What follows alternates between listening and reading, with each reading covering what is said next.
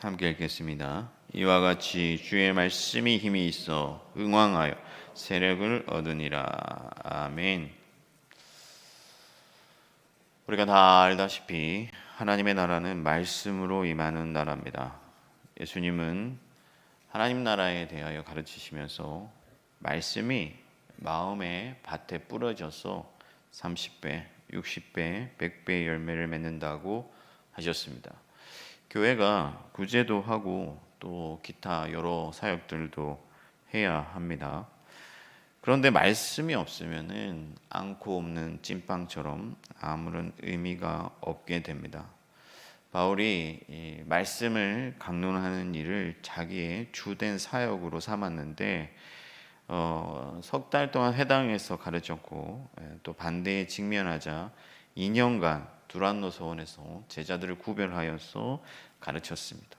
그 결과로 말씀이 힘이 있어서 그 말씀의 힘으로 흥왕하였고 하나님 나라가 세력을 떨쳤다고 기록하고 있습니다. 그러면 우리가 말씀만 많이 가르치면 되는가? 우리가 모여서 말씀을 배우고 그 일만 하면 되는가?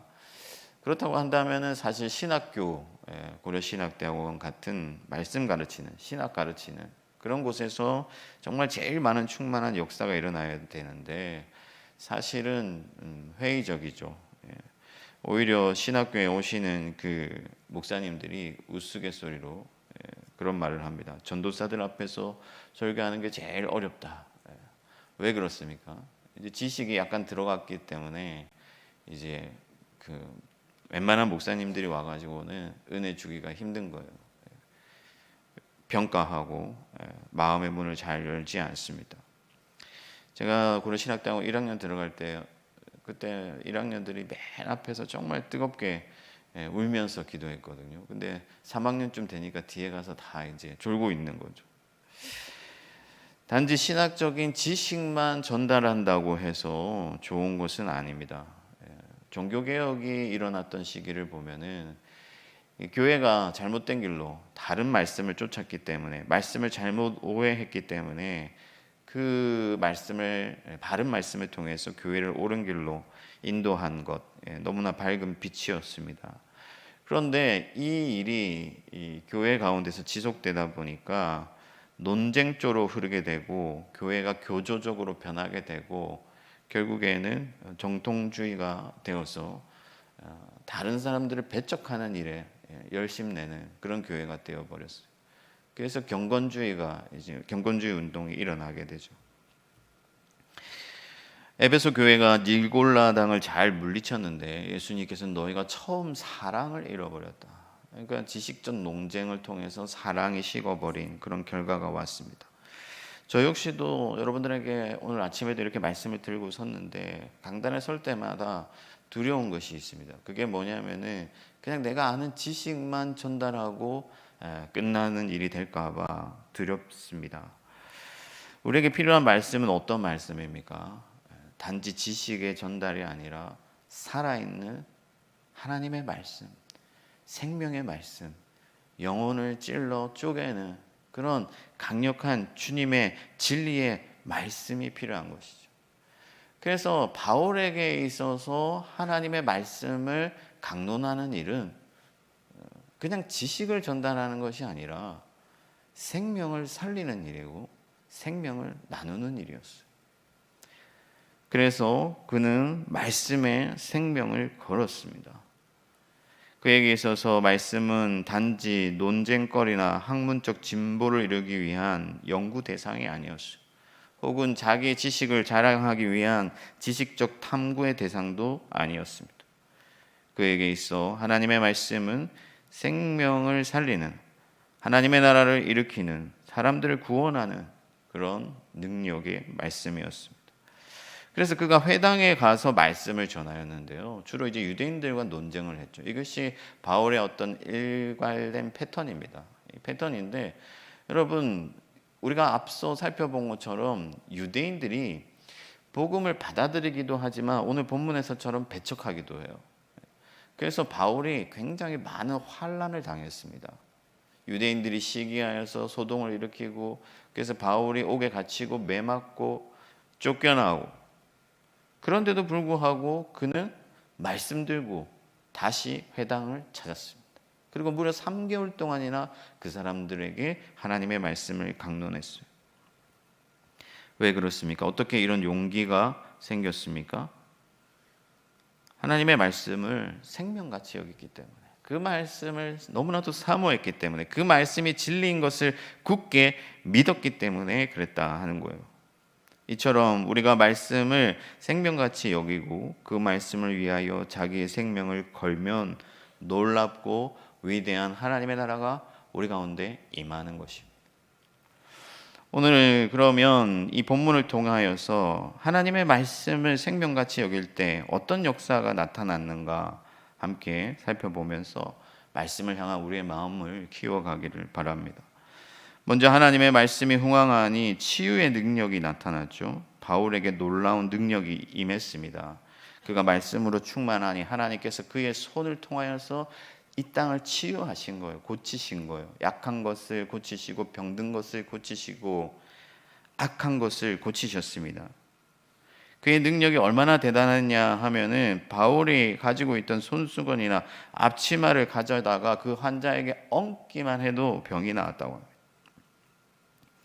그러면 이런 큰 역사가 바울이 위대했기 때문에 일어난 것이냐? 아니죠. 바울도 스스로 고백한 것처럼 나도 너희와 같은 성정을 가진 사람이다 라고 말했습니다. 그러면 어떻게 해서 이런 역사가 일어났느냐? 첫째로는 바울이 말씀에 충만했기 때문이에요. 하나님은 말씀으로 임하시기 때문에 그 말씀이 충만하니 성령이 충만하고, 성령이 충만하니 하나님의 능력이 충만하게 나타난 것이죠. 뿐만 아니라 이 사건이 한 가지 오버랩되는 사건이 있는데, 그것이 뭐냐면 주님의 옷깃에 손만 닿아도 내 병이 낫겠다고 믿었던 한 여인이 이 오버랩돼요. 그러면 그 여인의 믿음이 어디서 왔습니까? 예수 그리스도의 말씀에서 온 것이죠. 그것처럼 이 사람들도 바울의 말씀을 들으니 우리가 이 작은 손수건 하나로도 저 사람을 살리겠다, 저를 고치겠다 하는 믿음이 생기고, 그래서 그 믿음으로 인하여 그 사람들이 치유를 얻는 거예요. 결국에는 하나님의 말씀의 능력이 그들을 고치는 것입니다. 예수님이 세상에 임하셨을 때 하나님의 나라를 가르쳤어요. 3년을 산에서 들에서 회당에서 강론하셨습니다. 그래서 예수님은 능력이시기 때문에 사람들을 직접 고쳐주시기도 하셨지만은 대부분 예수님은 따라 내 믿음이 너를 구원하였다 라고 말씀하셨어요. 그럼 그 믿음이 어디서 나왔느냐? 사람들을 구원하고 사람들을 치유하고 사람들을 고치는 그 믿음이 어디서 나왔느냐? 예수 그리스도의 말씀으로부터 나왔다 하는 거예요.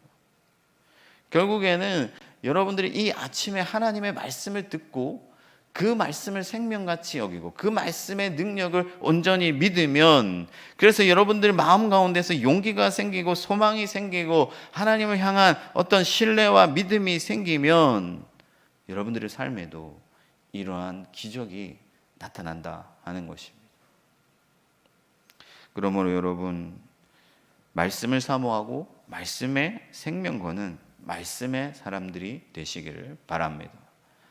그러면 여러분들의 삶에서 하나님의 능력이 크게 나타날 뿐만 아니라 하나님께서 여러분들을 하나님의 손으로 붙드시고 하나님의 도구로 사용하셔서 여러분들의 삶에서 여러분들의 입으로 전파되는 그 말씀을 통하여 사람들에게 믿음을 주고 희망을 주고 용기를 주고 그들을 사망 가운데서 구원할 뿐만 아니라 그들의 삶의 어떤 절박한 어려운 가운데서도 그들을 건져내게 될 줄 믿습니다.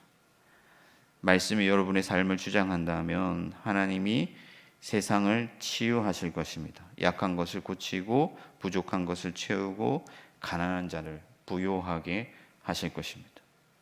오늘도 말씀의 역사가 충만하게 나타나는 저와 여러분들이 되기를 바랍니다. 두 번째는 사단의 세력이 무너진다 하는 거예요. 이 당시에는 이 에베소라는 도시에 요상한 주술들이 많이 흥행했습니다. 그래서 마술하는 이들의 어떤 공적 고백서를 태웠는데 그게 은 5만이나 됐다. 그러니까 상당한 금액이 됐다 하는 거죠. 그러니까 그만큼 그 도시에는 이단이 또 헛된 어떤 주술과 이런 사단적인 일들이 많았다, 흥행했다 하는 것입니다. 그래서 요한계시록에 언급된 것처럼 마치 사단의 권자가 있는 그런 도시였다 하는 거예요. 또 오늘 말씀에 보면은 이 마술하는 사람들이 바울을 흉내내잖아요. 마치 이 모세 앞에서 애굽의 주술사들이 모세를 흉내낸 것처럼 그렇게 흉내를 낸 거예요. 그러나 진정한 능력은 하나님께 있죠. 그래서 참된 신은 하나님뿐이시기 때문에 그들이 흉내를 냈으나 오히려 수치를 당하죠. 그리고 하나님만이 참 하나님이시요 유일한 하나님이시요 예수 그리스도가 하나님이신 것을 크고 강하게 나타낸 것입니다. 그러니까 말씀이 흥왕하는 곳에는 사단의 일이 무너지고 하나님의 이름이 높임을 받습니다. 여러분, 사단이 하는 일은 무엇입니까? 사람들을 미혹하는 것과 갈등하게 하는 것과 속이는 일과 사람들을 쾌락과 욕망에 던지는 일입니다. 이세벨의 일이고 음료의 일입니다. 그러나 바울이 말씀을 강론하고 그 말씀이 힘이 있어 흥왕하니 사단의 일들이 무너져 내리는 것이죠. 다 떠나가고 쫓겨가는 것입니다. 예수님께서 하나님 나라의 왕권을 가지고 오시고 말씀이신 그리스도 예수께서 말씀하시니 마치 어둠 가운데 빛이 임하듯이 사망의 권세가 쫓겨나게 되는 것이죠. 예수님이 가는 곳마다 악한 귀신들이 쫓겨났습니다. 그분은 여러 가지 어떤 행위들을 통해서 귀신을 쫓아낸 것이 아니고 말씀 한마디로 귀신을 쫓아냈어요. 그분이 만왕의 왕이시기 때문에. 그래서 예수 그리스도의 말씀으로 인하여 허다한 제사장 무리들이 주님께로 돌아오는 역사가 있었습니다. 바울도 점치는 귀신을 쫓아냈습니다. 시편을 보면은 복 있는 사람, 그러니까 곧 하나님의 말씀을 사모하는 사람들은 죄의 길에 서지 아니하고 오만한 자의 자리에 앉지 않는다. 무슨 말입니까? 사단의 미혹에서 이긴다 하는 거예요. 여러분, 사단이 얼마나 강력합니까? 하나님 만드신 것 중에 가장 강교한 자인데 그들을 우리가 무엇으로 이길 수가 있겠습니까? 오직 하나님의 말씀으로 이기는 것을 믿으시기 바랍니다. 말씀이 우리를 이기게 하는 거예요. 여러분, 사단은요 오늘도 여러분들을 삼키려고 우는 사자같이 여러분들을 찾고 있습니다. 뿐만 아니라 이 세상을 어지럽히고 미혹하고 괴롭게 만듭니다. 여러분, 보이지 아니하는 악한 세력이 있습니다. 여러분들을 무너뜨리려고 하는, 여러분들을 미혹하려는, 여러분들을 넘어뜨리려는 악한 세력이 있다는 거예요. 예수 그리스도를 믿는다고 하면서 눈에 보이는 것만 쫓아 살면 그것은 너무나 헛사는 것이죠. 보이지 아니하는 세계, 하나님의 세계, 영적인 세계가 존재하고 마귀의 계략이 있다 하는 거예요. 우리가 이 사단의 계략과 싸워 이기는 가장 강한 능력이 어디 있습니까? 말씀에 있어요. 말씀을 생명같이 여기고 말씀을 붙들고 한 말씀이라도 믿고 그 말씀에 순종하고 말씀의 빛을 따라 한 걸음 조심히 걸어간다면 하나님께서 원수의 일을 꺾으시고 뺨을 치시고 속히 사단을 우리의 발 아래 무릎 꿇게 하실 줄 믿습니다. 그러므로 모든 강력한 진을 파하는 그리스도의 능력으로 무장하고 오늘 하루도 말씀으로 철저히 승리하는 삶을 살아가는 저와 여러분들이 되기를 바랍니다. 마지막 세 번째는 사람들이 하나님께로 돌아왔다 하는 겁니다. 사람들이 하나님께로 돌아왔다. 구원했다. 여러분, 오늘 말씀 가운데에서 여러 역사들을 기록하고 있는데 그 가운데 사람들이 하나님을 찬양하고 자기 죄를 자백하며 자기의 일들을 고백했다라는 기록이 있습니다. 말씀의 궁극적인 목표, 그러니까 말씀의 능력이 목표하는 바가 뭐냐? 사람들을 구원하는 것이죠. 하나님께로 돌이키는 겁니다. 치유하고 고치고 사단을 무너뜨려서 하나님께 돌아오도록 하려는 것이죠. 그래서 여러분, 성경에, 신약 성경에 많은 이적들이 기록되어 있지만은 그 이적 자체는 표적이고 또 현상이지 어떤 측면에서는 본질이 아니에요. 본질은 뭐냐? 생명이 구원을 받는 것이죠. 그래서 여러분, 바울이 위대한 능력을 떨쳤는데도 불구하고 여러분들 바울의 삶을 아시지 않습니까? 옥에서 문이 열리고 뭐 여러 가지 기적들을 체험했지만 그러나 바울의 삶이 평탄하지 않았어요. 메맞고 배고프고 춥고 척박했습니다. 그럼에도 불구하고 바울은 여전히 담대히 하나님의 말씀을 전파했습니다. 왜 그렇습니까? 죽어가는 영혼들이 살아가고 주의 제자들이 늘어나고 믿는 자의 수가 더하여지고 예수 그리스도의 도를 따르고 자기 죄를 고백하는 자들을 날마다 경험했기 때문에 바울은 지치지 아니하고 계속해서 그 걸음을 걸어갈 수 있었던 거예요. 오늘도 여러 이적들 가운데 사람들이 경외심이 생기고 하나님을 향한 경외심이 생기고 그래서 예수 그리스도와 하나님을 찬양하고 결국에 자기 죄를 고백하면서 하나님께 나왔습니다. 여러분, 예수님의 제자들이 귀신이 쫓겨나가는 것을 보고 기뻐하자. 예수님은 귀신이 나간 것으로 기뻐하지 말고 너의 이름이 하늘에 기록된 것으로 기뻐하라 말씀하셨어요. 하나님이 살아계시고 하나님의 능력이 임하고 하나님이 나를 구원하신 그 사실로 인하여 우리가 기뻐해야 된다 하는 거예요. 복음의 진정한 목표는 사람을 구원으로 이끄는 것인데 그 첫째 현상이 자기 죄를 자백하는 것입니다. 그래서 우리 한국 교회의 어떤 초대 교회사를 살펴봐도 1907년도 대부흥이 특히 그렇지만은 부흥이 일어날 때 어떤 일이 있었습니까? 사람들이 회개하는 거예요. 하나님 앞에 자기 죄를 고백하는 거예요. 하디 선교사님이 조선에 처음에 왔을 때 조선을 사랑해서 그 땅으로 건너왔지만 막상 조선 사람들을 보니까 너무나 미개하고 너무나 더럽고 너무나 가난해요. 그래서 그 사람들을 무시했거든요.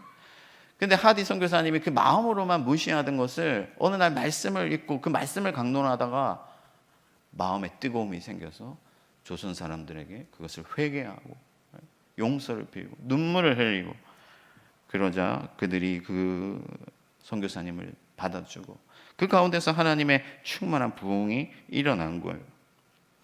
여러분, 우리가 죄를 자백하는 것은 하나님께 항복하는 것을 의미합니다. 하나님만이 거룩하신 분이시고 하나님만이 진리시고 하나님만이 생명이시고 하나님만이 의이시고 하나님만이 구원이십니다. 저는 죄인입니다 하고 고백하고 나아가는 것입니다.